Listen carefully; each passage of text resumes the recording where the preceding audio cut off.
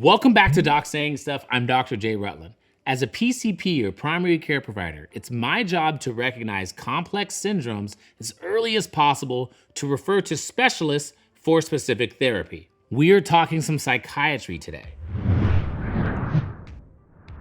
The life expectancy of those with schizophrenia can be reduced by 20 years when compared to the general population. That's 20 years. Schizophrenia is a very complex syndrome with a heterogeneous combination of symptoms. There's positive, negative, and cognitive categories. Positive symptoms are recurrent psychoses, which is loss of reality, delusions, hallucinations, disorganized speech and behavior. Negative symptoms are social withdrawal, inability to feel pleasure, and diminished energy and initiative. Cognitive symptoms are complicated and broad. Schizophrenia is essentially how the brain processes information, and to that end, in some patients, you can see pathological changes in specific neural cell populations and in cell-cell communication. Symptoms will take place greater than 10 years before that first episode of psychosis. When you look at the risk factors, there are prenatal and perinatal events.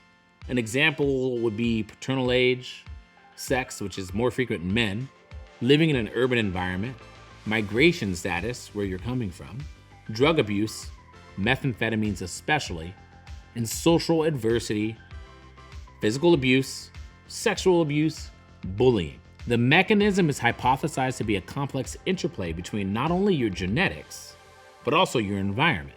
What are you exposed to? How are people treating you? What's going on in your life? What's interesting is abnormal information processing has been linked to positive, negative, and cognitive symptoms.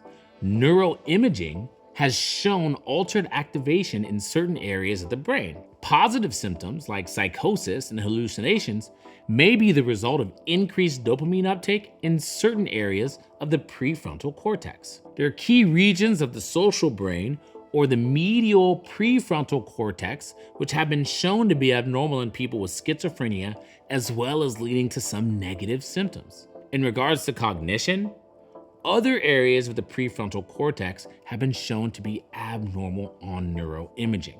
We have to think about cell communication and how too much or too little presence of molecules can affect how our brain functions. Treatment of schizophrenia targets the various domains: positive, negative, and cognitive dysfunction. You want to have a 20% reduction of symptoms minimally, or at least 40 to 50% reduction of symptoms, which we define as much improved. Antipsychotic medications like haloperidol have become a mainstay of treatment during acute psychotic episodes.